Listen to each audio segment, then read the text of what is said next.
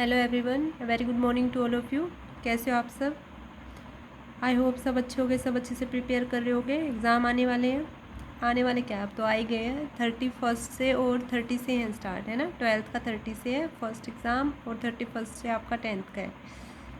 अपन ने 10th की continue में सीरीज सारी क्लासेस की कर ली है। किसी को किसी भी चैप्टर में कोई डाउट है तो प्लीज़ वीडियो देख लेना आपने पूरी, या कोई क्वेश्चन में डाउट है तो वो क्वेश्चन कर लेना, है ना। एमसीक्यू की और 2-3 वीडियो तो मैंने डाल दी थी, एक वीडियो में भी पॉसिबल हुई तो एक्सपेक्टेड की और बना दूंगी। अभी आप कर रहे हैं मोस्ट एक्सपेक्टेड क्वेश्चंस जो आपके 40 मार्क्स के आएंगे। 40-40 का पैटर्न आपका 40 मार्क्स में एमसीक्यू एंड 40 में जो पेपर थ्योरी का लिखने का होता है वो वाला। तो 40 एमसीक्यू तो जिसका सबसे अच्छा बेस है वही एमसीक्यू बना पाएगा। जिसने सब कुछ अच्छे से पढ़ रखा है उसके ही एमसीक्यू अच्छे से निकलेंगे। तो टाइम एमसीक्यू में ज़्यादा लगता है इन कंपैरिजन ऑफ थ्योरी के जो पेपर में लिखने वाली चीज़ होती है। जो लिखना होता है वो तो सबको याद ही है, एमसीक्यू निकाल के फिर आंसर बनाना और सेम डिटो आंसर लिखना।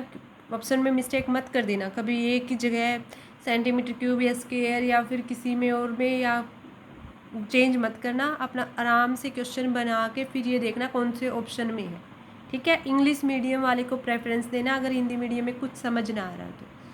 बिफोर स्टार्ट द क्लास मेरे बारे में बता देती हूँ। मैंने 12th में ब्लॉक टॉप किया है, मास्टर्स में और बैचलर्स में मैं टॉप 1% में सिलेक्टेड हूँ बाय गवर्नमेंट। तो आप मेरे ऊपर ट्रस्ट करके अपनी प्रिपरेशन बहुत अच्छी बना सकते हैं। आज की मुझे इंपॉर्टेंट एक्सरसाइज भी बतानी है, वो बताएंगे बीच में जहाँ पे भी मुझे लगेगा कि हाँ अभी बता देनी चाहिए। पहले कर लेते हैं अपन ये वाला क्वेश्चन। तो मैंने होमवर्क दिया था, आई थिंक सबका बन गया होगा, करवाते हैं। देखो ये चीज़ आप नहीं करनी, मतलब इनको पढ़ के अभी मत जाना। मे बी ये 22 और 23 के बैच में फिर से ऐड कर दी जाए अगर कोविड की 4th स्टेज की कोई पॉसिबिलिटी ना हुई तो। अभी कुछ नहीं बोल सकते।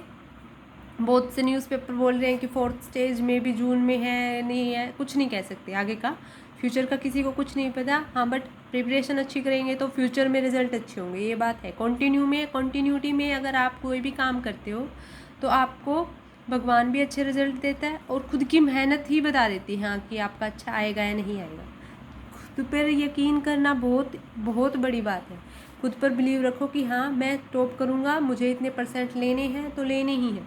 टारगेट अगर बना ही लिया है तो कम से कम 100% का ही बना लो कि 100 में से 100 ही लेने हैं। टारगेट कम भी क्यों रखें, जितने आने हैं वो तो आपकी मेहनत के हैं, लेकिन टारगेट तो अच्छा फिक्स ही कर लो। फिर 100 से कम क्यों सोचे, 100 ही सोच लेते हैं। 100 का पेपर है, 100 का ही करके जाएंगे, 100 का प्रिपेयर कर रहे हैं तो 100 आउट ऑफ 100 का अपना टारगेट फिक्स करना। फर्स्ट एक्सरसाइज जो फर्स्ट चैप्टर है उसमें 1.1 एक्सरसाइज नहीं करनी, सेकंड में 2.3 नहीं करनी। ये नहीं करने वाला सिलेबस है, करना है। और जो मोस्ट एक्सपेक्टेड है उसकी ऑलरेडी 7 वीडियो हो चुकी हैं, प्लीज़ वो पहले देखना ताकि ये वाली चीज़ लिंक बना रहे कि हाँ भाई ये वाला क्वेश्चन हो गया, ये वाला हो गया।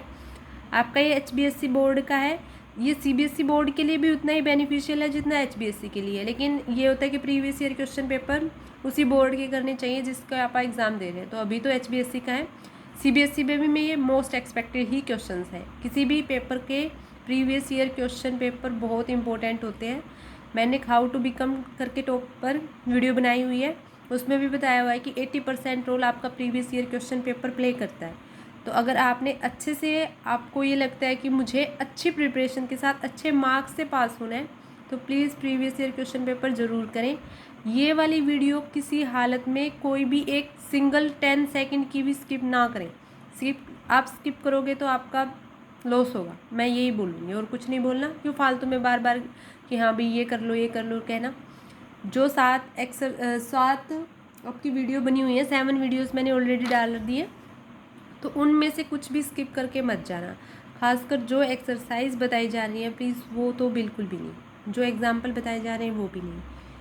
आप खुद ये बोलोगे एग्ज़ाम देने के बाद कि हाँ मैम आपने ये एक्सरसाइज बताई थी इसमें से आया है, डेफिनेटली बोलेंगे। नहीं बोलेंगे तो मैं तो प्रीवियस ईयर क्वेश्चन पेपर के साथ साथ मोस्ट एक्सपेक्टेड भी बता रही हूँ, तो जो पेपर में आएगा वो देख लेंगे आप, फिर उनके ऊपर वीडियो बना लेंगे कि हाँ भी आया था या नहीं आया था, जो मैंने बताया वो आया या नहीं आया उस पर भी देखेंगे, ठीक है। कोई भी टीचर बिना ऐसे कोई भी लॉजिक के नहीं बताता कि हाँ भाई ये वाला आ सकता है। उसका लॉजिक यही होता है या तो प्रीवियस ईयर क्वेश्चन पेपर में आया हुआ है या एक्सपेक्टेड है, मतलब आने की पॉसिबिलिटी औरों के लेवल में थोड़ी सी ज़्यादा है, ठीक है। थर्ड चैप्टर में 3.5 नहीं करनी, फोर्थ में 4.3 नहीं करनी, फिफ्थ में 5.3 के 50 to 20 क्वेश्चन नहीं करने, सिक्स्थ में 5 एक्सरसाइज है लेकिन 3 तक करनी है, 6.6 और 6.9 थ्योरम नहीं करनी, मतलब उनसे रिलेटेड कंसेप्ट आपको बिल्ड करने की अभी ज़रूरत नहीं है 21 और 22 के बैच में। सेवन्थ में 7.3 नहीं करनी, एट्थ में 8.3 नहीं करनी, नाइन्थ में कुछ स्किप नहीं करना, मतलब सब कुछ करना है, टेंथ में भी कुछ स्किप नहीं करना, सब कुछ करना है, 15th में भी सब कुछ करना है, 11th में ये क्वेश्चन स्किप करने हैं। 11th का मैंने बता रखा है ऑलरेडी, अगर आया तो क्वेश्चन फर्स्ट ही आएगा 11.1 का, अदरवाइज फिर 11.2 से क्वेश्चन एक्सपेक्टेड है। तो जो चीज़ बताई जा रही है उसको अगर अच्छे से कर लोगे तो आपको 100 आउट ऑफ 100 लाने से कोई नहीं रोक सकता, किसी हालत में भी नहीं। 12 चैप्टर में 12.2 नहीं करनी, 12.2 का क्वेश्चन नंबर 7 नहीं करना, 13 में 13.4 नहीं करनी, 14 में 14.4 नहीं करनी, ठीक है। ये 12th का डिलीटेड है बट थोड़ा कम ही है तो नहीं ज़्यादा इस पर फोकस कर रहे। अभी जो मैंने बताया था जिसको पास भी ये लग रहा है कि पास भी नहीं होया जाएगा, उनके लिए एक्सरसाइज कौन कौन सी चैप्टर्स करने हैं। सेकंड, मतलब जिनका थोड़ा मैथ वीक है, मतलब जो जिन्होंने पहले से प्रिपेयर नहीं कर रखा, उनका भी अभी भी अगर करोगे तो आराम से पास हो जाओगे। सिर्फ ये चैप्टर्स करने हैं, second, third, fourth, fifth, 14, 15, seventh है, मतलब कि अपन दो ही एक्सरसाइज है, रिस्क नहीं ले रहे, 6 नंबर का आएगा इस वजह से, नहीं तो आप 30 में आराम से पास हो रहे हैं, 35 तक आराम से बन रहा है, लेकिन क्या पता इधर उधर हो जाए तो ये एक एक्स्ट्रा में रख रहे हैं फॉर आर सिक्योरिटी कि हाँ भी हम सिक्योर या सेफ जोन में रहें। तो सेकंड, थर्ड और फोर्थ चैप्टर ये सबसे इजी चैप्टर हैं आपके 10th की बुक के। 10th की बुक सारी की सारी इजी है, आराम से 100 आउट ऑफ 100 लिए जा सकते हैं, बट ये वाले क्वेश्चन है, मतलब ये वाले चैप्टर्स हैं और जो उनमें भी एक्सरसाइज इम्पोर्टेंट है वो आपको ऑलरेडी बताई गई है। एक बार फिर से रिपीट करवा देती हूँ, सेकंड, थर्ड, फोर्थ के 18 मार्क्स का आएगा, फिफ्थ चैप्टर अकेला 7 मार्क्स का आएगा, 14 और 15 है, 14वां और 15वां है वो 10 नंबर के आएंगे और 7 का चैप्टर है वो 6 नंबर का आएगा, और टोटल मिला के 41 मार्क्स बन रहा है। अगर सिर्फ इन 6 चैप्टर्स को अच्छे से कर लोगे, 6-7 को, तो आपका आराम से पास होने का काम हो गया, ठीक है। अब मैंने इन चैप्टर्स में से भी एक्सपेक्टेड एक्सरसाइज बताई हुई हैं, बहुत सारे क्वेश्चंस और बहुत सारे एग्जाम्पल मैंने प्रीवियस जो 7 वीडियो डाली हुई है उनमें बताई हुई हैं, तो प्लीज़ वो वाली वीडियो ज़रूर देख लेना। किसी को अपना सिक्योर अच्छा बनाना है, उसके लिए how to become topper and how to attempt paper और स्मार्ट वर्क कैसे करें, तो 4 प्लेलिस्ट में वीडियो डली हुई है, प्लीज़ उनको अच्छे से देख लेना। देखने से कुछ नहीं होगा, उनको अपने पेपर में अप्लाई करना कि हाँ मैम ने ये बोला था हिंदी के पेपर में कैसे लाइन ड्रॉ करनी है, कैसे पेपर को ज़्यादा पेजेस में फिल करना है, ज़रूरी है वो चीज़ें, कोई बोले चाहे ना बोले। मैं तो बोल रही हूँ कि पेज फिल करना मायने रखता है। जो ये बोल रहा है कि मैं सिर्फ उतना ही लिख के आऊँगा और 20 ही पेज पर फिल करके आऊँगा, तो भाई वो अपना जाने, मैं नहीं बोल सकती उसके बारे में। लेकिन हरियाणा बोर्ड में और किसी भी थ्योरी के पेपर में पेज फिल करना मायने रखता है, ये बात बहुत सही है, बहुत हद तक सही है। बस उसको थोड़ा सा मॉडिफाई करके ही तो बनाना है, और क्या करना है, बकवास तो लिखना मत, क्योंकि कुछ भी ना आ रहा हो तो कुछ भी रिलेटेड लिख दो तो अगला भी सोचे कि हाँ भी रिलेट तो किया है कम से कम। फर्स्ट चैप्टर में 1.3 एक्सरसाइज इंपॉर्टेंट है, ये एक्सरसाइज किसी हालत में भी स्किप मत करना। सेकंड चैप्टर में 2.2, थर्ड में 3.5, 4 एंड 3.6, 3.5 सिलेबस में नहीं है तो 3.4 और 3.6, फोर्थ में 4.3 एंड 4.4, फिफ्थ में 5.3, 11 में 11.2 और 7th चैप्टर में 11.1 का फर्स्ट क्वेश्चन आ सकता है, नहीं तो 11.2 एक्सपेक्टेड। 7th में 7.2, 8th में 8.4 का क्वेश्चन नंबर 5 के भी 10 पार्ट है, उन 10 पार्ट में से भी 5-6 अच्छे से कर जाना, 5-6 तक तो अच्छे से कर जाना, 10 के 10 कर लोगे तो बहुत अच्छी बात है। उसमें भी मैंने एक्सरसाइज इंपॉर्टेंट बताई हुई है। देखो वो पहले वाली क्लास देखने का बेनिफिट सिर्फ यही है कि आपको ये पता चल जाएगा कि मैम ने पहले क्या क्या करवाया, मतलब मैंने क्या क्या बताया और क्या क्या बताया इन द सेंस जो एग्जांपल आपको बताए गए हैं, और जो जैसे मैंने 3.4 का कोई क्वेश्चन करवाया तो उसके साथ मैंने बताया है कि ये वाला क्वेश्चन एक्सपेक्टेड है, वो उनके लिए भी है जिनको पास होना है, वो उनके लिए भी है जिनको 100 आउट ऑफ 100 लेने, बाहर से पेपर नहीं आएगा, इसी बुक से आएगा। 12 और 13 में से एक्सरसाइज 12.2 बता दी है, मोस्ट एक्सपेक्टेड है। 14 में 14.1 तो करनी ही करनी है, 14.2 और 3 में आप अपनी चॉइस रख सकते हो कि कौन सी करें। 15 में 15.1, अभी ज़्यादा लंबी वीडियो नहीं करें, अपने क्वेश्चंस करते हैं, ठीक है। ये सब कुछ मैंने पहले बता रखा है आराम से, तो जिसको जो लिंक में बना रहेगा उसके लिए बेनिफिट है आगे तक का। ये मैंने होमवर्क दिया था 7.2 का क्वेश्चन नंबर 4। क्या पूछ रहा है, find the ratio in the line segment joining the points और डिवाइडेड इनटू दिस। मतलब सेक्शन फॉर्मूला लगाना है और सीधा से सीधा क्वेश्चन का आंसर बता दो, ठीक है।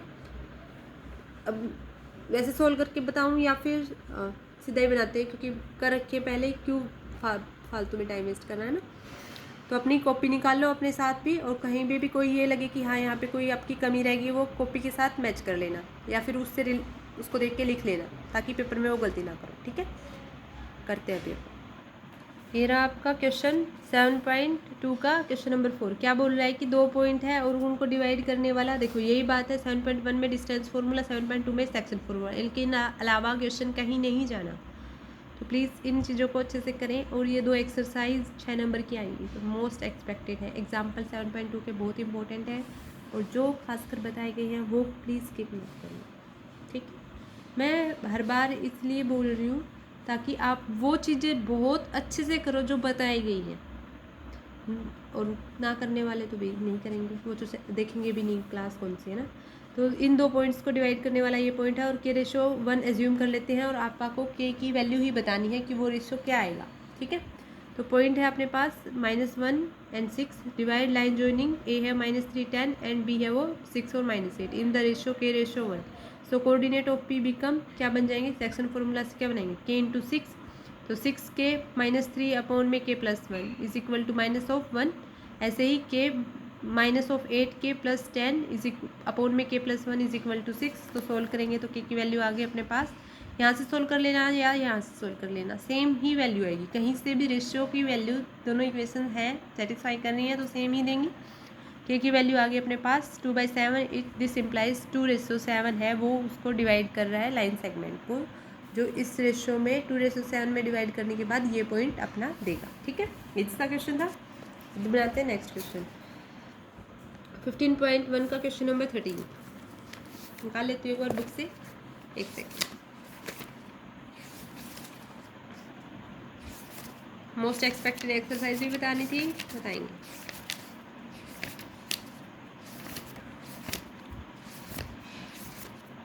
फिफ्टीन 15.1 का क्वेश्चन नंबर 13 इजी सा है, 2-3 बार पहले करवा चुकी हूँ। A die is thrown once, find the probability of getting a prime number lying between 2 and 6 and odd number. देखो वैसे तो ये 2 बार रिपीट हो चुका है, फिर भी बता रही हूँ। देखो डाइस में होता क्या है, 1 2 3 4 5 6 सांप सीढ़ी खेलते हैं, उसी को डाइस बोलते हैं, उसी को डाई बोल देते हैं, कोई फ़र्क नहीं है, नेमिंग है बस। मैथ की लैंग्वेज में डाई और डाइस बोल रखा है, मतलब उसी को पास से कोई बोलते हैं इंग्लिश में, ठीक है। तो probability of getting a prime number क्या होता है, जो खुद से डिवाइड होता है 1 से डिवाइड होता है। 1 2 6 में 1 2 3 4 5 6 कौन सा प्राइम नंबर है, 2 है, 3 एंड 5 है, तो 3/6 इसकी प्रोबेबिलिटी होगी। ऐसे ही ए नंबर बिटवीन 2 2 6, 2 के और 6 के बीच के नंबर बताओ, 3 4 5 यही नंबर है 2 के और 6 के बीच में, ना कि उनको इंक्लूड करना है, बोल नहीं रखा इंक्लूड करने का, तो उनको इंक्लूड नहीं करेंगे। तो यहाँ से भी 3/6 आ गई, फेवरेबल नंबर ऑफ केसेस आ गए अपने पास 3, और टोटल है 6, तो 3/6 इज इक्वल टू 1/2। ऐसे ही एंड ओड नंबर क्या होते हैं, जो 2 से डिविजिबल ना हो, कौन से हैं, 1 3 एंड 5, तो 3/6। ऐसे ही ये वाला क्वेश्चन एक बार कॉपी से करवा देती हूँ, ताकि आपको ये लगे कि हाँ किया हुआ है, ठीक है। एक सेकेंड रुको, मैं निकाल लेती हूँ। देखो वही चीज़ें बार बार लिखवाने का कोई बेनिफिट नहीं है कि हाँ भाई अभी एक बार यहाँ से बता दिया, एक बार वहाँ से बता दिया, या फिर दोबारा ही बनाने लगी क्वेश्चन को। टाइम वेस्ट नहीं करना, बनाया हुआ है क्वेश्चन तो पहले ही उसी को कर लेते हैं ना अच्छे से। गेटिंग ए प्राइम नंबर कौन से होते हैं बता दिया मैंने अच्छे से, 2 3 5 है, तो 3 favourable number of elementary events या पॉसिबल आउटकम्स होगी 3/6 टोटल थी, तो 1/2 हो गया। ऐसे ही नंबर 2 और 6 के बीच में कौन से लाई करते हैं, 3 4 5, ये क्वेश्चन पहले हो चुका है। ऐसे ही और नंबर वाला है तो उसके भी 1/2। तो अगर ये क्वेश्चन आ जाता आगे इसको प्रोसीड कर देता कि is every probability of getting any chance in these 3 conditions will be equal और नॉट, मतलब तीनों की सेम ही आई है तो इक्वल है या नहीं है, तो 1/2 है, यहाँ से भी 1/2 है और 1/2 है, तो इक्वल है। तो थोड़ा सा आगे सोचते हैं कि क्या हो सकता है, क्या पूछ सकता है, ठीक है। 12 का क्वेश्चन है, रिपीट है कंप्लीटिंग स्क्वायर मेथड का, लेकिन ये अभी अपने सिलेबस में नहीं है, ठीक है, तो अपन नहीं करें। ये वाला क्वेश्चन है, रिपीटेड है, बहुत 2-3 बार आया था, अभी आपके सिलेबस में नहीं है, तो इसको इतनी सोच ही नहीं। 11.1 का क्वेश्चन नंबर 4 सिलेबस में नहीं है, नहीं करना। क्वेश्चन नंबर 5 का सेकंड पार्ट इम्पोर्टेंट है, बहुत इम्पोर्टेंट है ना। ये एक्सरसाइज तो मैंने आपको बोला था कि बस याद कर लो, घोट के पी लो, कैसे भी कर लो, बस टिप्स पे होनी चाहिए, ditto tips on your finger tips. 8.4 का क्वेश्चन नंबर 5 का सेकंड पार्ट क्या बोल रहा है, कोस ए अपॉन में 1 दिस वन, और इसको क्या दिखाना है, सीकेंट ए। अब ये बताओ सीकेंट ए कब बनता है, सीकेंट ए तो तब बनता है जब नीचे कोस हो, या फिर सीधा सीकेंट ए बन जाए। तो 1 अपॉन में कोस ए कुछ ऐसा चाहिए, है ना। बनाए क्वेश्चन, बनाते हैं। ये रहा क्वेश्चन, तो क्या किया, एलसीएम ले लेते हैं पहले, उससे फॉर्मूला बन जाएगा सीधा सीधा, और जो चाहिए वही आ जाएगा, क्योंकि कोस नीचे चाहिए, कोस नीचे चाहिए, तो इसका मतलब ये कोस नीचे बचा रहना चाहिए। इन द सेंस सोच सकते हैं, मतलब क्वेश्चन को करने के तरीके सोचे जा सकते हैं।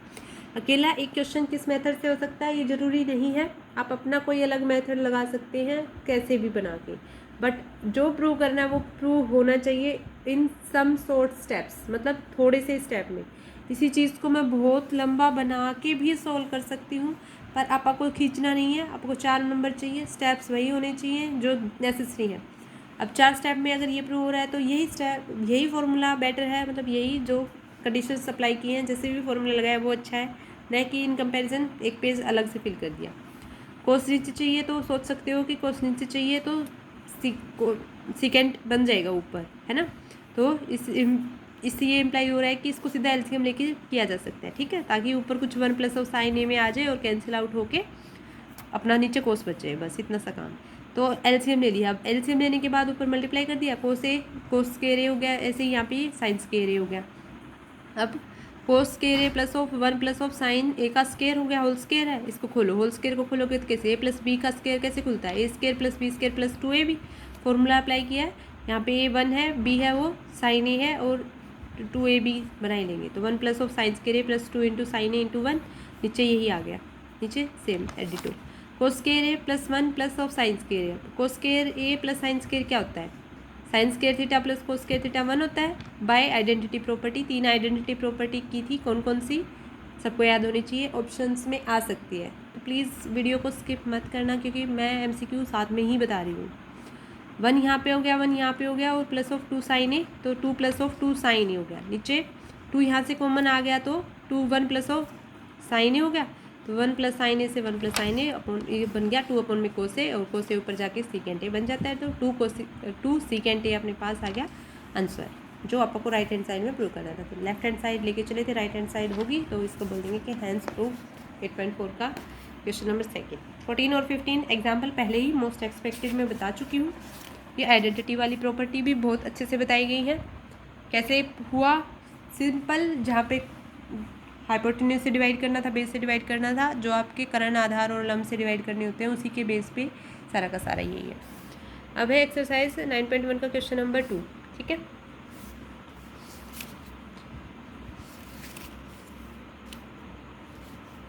ये क्वेश्चन करते हैं, उसके बाद बताते हैं आपकी मोस्ट एक्सपेक्टेड एक्सरसाइज आज के लिए, ठीक है।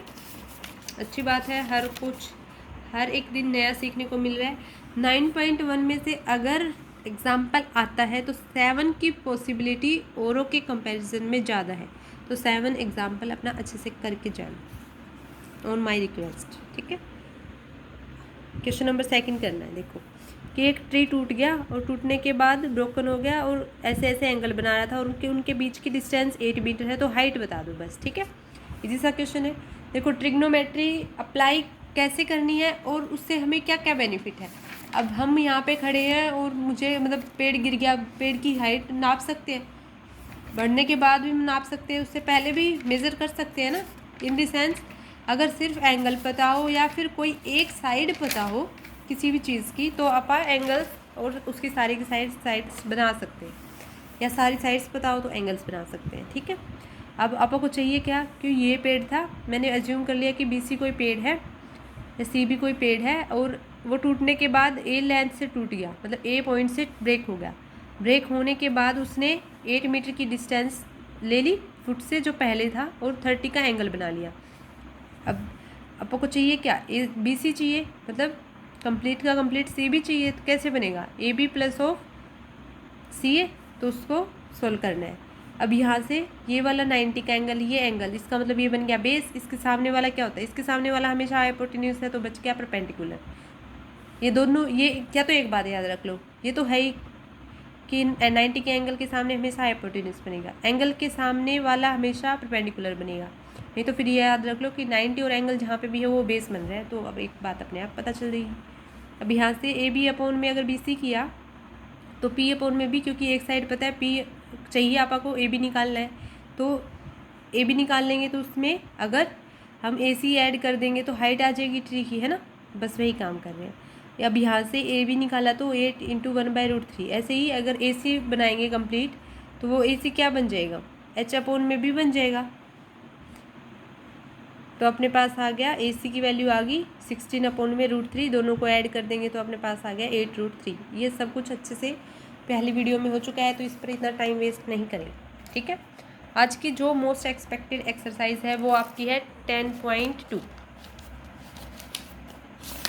ये मैं साथ के साथ लिख रही हूँ, आपने कुछ नोट किया? इसका रीज़न क्या है कि मैम हर बार बताते तो हैं ही कि हाँ भी ये एक्सरसाइज इम्पोर्टेंट है, और साथ में अपनी कॉपी में भी नोट कर लिया।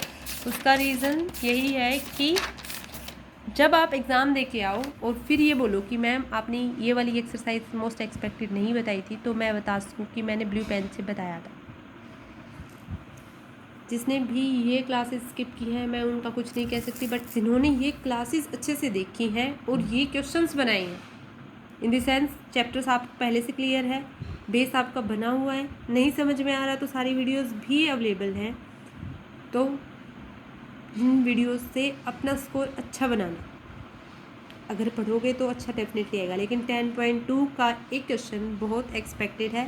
ये 15 मार्क्स का डिस्ट्रीब्यूशन ऐसे ही होगा, 4 नंबर का तो 11.2 से आ जाएगा, या फिर 11.1 का फर्स्ट क्वेश्चन आ जाएगा। जो भी एक्सरसाइज है उनके पहले 2-3 क्वेश्चन बहुत एक्सपेक्टेड होते हैं। आपका पेपर कोविड की सिचुएशन में आ रहा है तो पॉसिबिलिटी है औरों के लेवल से थोड़ा सा इजी आएगा, इन द सेंस कि कम क्लासेस लगी हैं।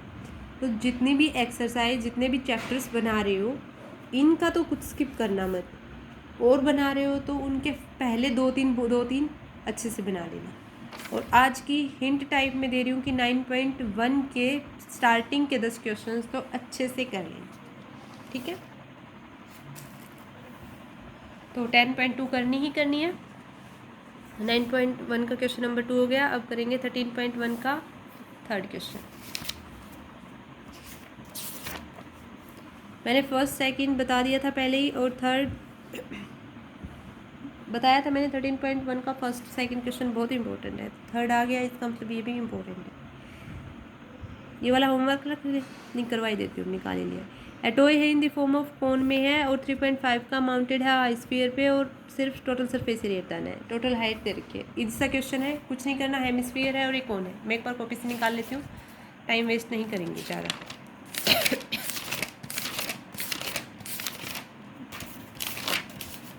देखो ये वाला क्वेश्चन है, कौन है ऊपर, उसकी हाइट है 12 सेंटीमीटर और 15.5। ये 12 सेंटीमीटर कैसे बना, क्योंकि 3.5 यहाँ से था, अब 3.5 यहाँ पे है, 3.5 यही होगा, तो 15.5 में से 3.5 गया तो ये 12 सेंटीमीटर बच गया ऊपर वाला।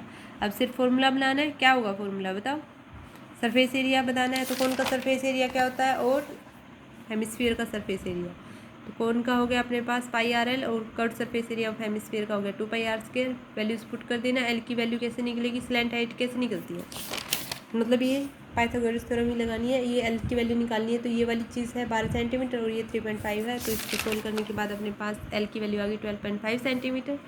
यहाँ से πr कॉमन आ रहा था तो πr बाहर निकाली और वैल्यूज पुट की, और आंसर आ गया अपने पास 214.5 सेंटीमीटर स्क्वायर, ठीक है। अभी ये आपका जो अगला है ये होमवर्क क्वेश्चन रख लेते हैं। जिसने 14.2 की है उसके लिए तो बहुत अच्छी बात है, और 14.3 की है उसके लिए भी अच्छी बात है। जिसने 100 आउट ऑफ 100 लेने का सोच रखा है उसने सारी की होंगी। बहुत इजी चैप्टर्स हैं आपके। 10th के मैथ में कुछ नहीं है कि जो समझ ना आए, और इन द सेंस कुछ फिर भी नहीं समझ में आ रहा है तो आपके पास आपका फ़ोन हर टाइम रहता है। नहीं भी रहता तो लिया जा सकता है अपनी फैमिली से, पापा मम्मी को बोल के या भाई बहन को बोल के कि थोड़े टाइम के लिए चाहिए, ताकि मिसयूज़ करने से अच्छा है उस काम को यूज़ में लाया जाए। और अभी तो लास्ट का ये बोलते हैं कि या तो स्टार्टिंग से पढ़ के और लास्ट तक पढ़ते रहो और अपना 98, 99%, 95% का स्कोर बना लो, या फिर स्टार्टिंग में ना पढ़ो लेकिन लास्ट का 1 महीना और एग्ज़ाम टाइम में इतने अच्छे से पढ़ लो कि आपका 85 और 85 से ऊपर की परसेंटेज का स्कोर बन जाए। तो जो अभी पढ़ रहा है वो अपना स्कोर बूस्ट कर रहा है, और जो अभी रिलैक्स है कि मुझे नहीं करना या हो जाएगा मैंने पहले पढ़ रखा है, उनका कुछ नहीं होना, वो अपने पाँव पर कुल्हाड़ी मार रहे हैं। वो पहले करके और अब ना करने की मिस्टेक मुझे नहीं लगता कि मेरे साथ में जुड़े हुए हैं वो करेंगे। वो तो अच्छे से पढ़ेंगे, उनको पता है कैसा मैं पढ़ाती हूँ, कैसा उनको लगता है। अगर अच्छी लग रही है क्लासेस और ये लग रहा है कि हाँ अगर ऐसे ही कंटिन्यू करेंगे तो प्लीज़ क्लास के बारे में बताना कैसी बनी कैसी नहीं बनी, या फिर कुछ कमी रहेगी तो वो भी सजेस्ट कर सकते हो। आपकी हर एक सजेशन, हर एक बात को सुना जाएगा, उसका जवाब दिया जाएगा। कहीं कोई और बात का डाउट है तो वो कमेंट बॉक्स में आप पूछ सकते हो। मेरे से जुड़ने का तरीका बहुत बच्चों को बेनिफिट दे रहा है, मुझे लग रहा है ऐसा। अगर फिर भी कोई कमी है तो आप बता सकते हो। अच्छा लग रहा है तो शेयर कर दे, लाइक कर दे, सब्सक्राइब कर ले चैनल को, या कोई भी 10th 11th 12th में प्रिपेयर कर रहा है तो उसको बता दे कि ऐसे ऐसे चैनल है, ऐसे ऐसे प्रिपरेशन हो रही है। आपकी लाइव क्लासेस की पॉसिबिलिटी है, अभी नहीं, अभी मेरे थोड़े से क्लासेस हैं तो उनके अकॉर्डिंग मेरा टाइम सूट नहीं हो रहा, लेकिन हाँ लाइव क्लासेस आपकी जल्दी ही पॉसिबल होंगी। जो भी अभी 11th में होंगे, जो मतलब मेरे साथ अभी कनेक्ट हैं और मैथ्स लेने का सोच रहे हैं, मुझे तो लगता है कि लेंगे, डेफिनेटली लेंगे, क्योंकि इतना इजी तो मैथ है। मैथ सबसे आसान है, बस उसको इंटरेस्टिंग बनाना है। आप हर एक चीज़ को सोचने लग जाओगे तो वो बहुत इंटरेस्टिंग बन जाएगी। जैसे डिस्टेंस फार्मूला किस काम के लिए है, दूरी सूत्र है, अब दूरी ही निकालेंगे। तो यहाँ से अगर मैं कहीं और जाऊँ, मतलब इन द सेंस अगर मुझे लंदन भी जाना है या यूएसए की डिस्टेंस ट्रैवल करनी है, तो सिर्फ 2 पॉइंट प्लेन के गिवन हो और आपको डिस्टेंस पता चल जाएगी एक जगह पे खड़े हुए। ऐसे ट्रिग्नोमेट्री का क्या बेनिफिट है, हर मैथ के हर एक पॉइंट का भी मीनिंग है। बिना मैथ के आपकी लाइफ पॉसिबल नहीं है। सुबह अगर घड़ी में टाइम देखना नहीं आता तो आप टाइम पर पहुंच नहीं पाते। मतलब discipline is connect with math, मतलब ऑलरेडी मैथमेटिक्स हर एक चीज़ के साथ कनेक्टेड है। साइंस की वो ब्रांच है जो बेस है साइंस का, ठीक है। आई होप सबको अच्छा लग रहा होगा, सब कंटिन्यू में प्रिपेयर भी कर रहे होंगे। आज की मोस्ट एक्सपेक्टेड एक्सरसाइज और एग्जाम्पल बता दिया है। कौन सी एक्सरसाइज, 10.2 का क्वेश्चन डेफिनेटली 4 नंबर में आपको पेपर में मिलेगा ही मिलेगा, और 9.1 का एग्जाम्पल बताया, ठीक है, और 9.1 की एक्सरसाइज के क्वेश्चन भी बता दिए। तो इससे ज़्यादा क्या चाहिए मुझे, मेरे टाइम पर नहीं बताया गया था। अगर इतने अच्छे से बताया जाता तो हम, आज भी मेरी अच्छी सिचुएशन है और आज भी मैं मतलब सिलेक्टेड हूँ गवर्नमेंट की तरफ से, तो ये अच्छी बात है मेरे लिए। आप भी हो सकते हैं, बस कंटिन्यू में पढ़ते रहो, ठीक है। मिलते हैं नेक्स्ट क्लास में। Thank you so much for watching and listening me for your most expected questions. Most important time है, अच्छे से यूटिलाइज करोगे तो अच्छा स्कोर आएगा यहाँ। All the very best for your exam. Thank you so much, मिलते हैं नेक्स्ट क्लास में। अभी करते हैं माइंड अप। Okay bye.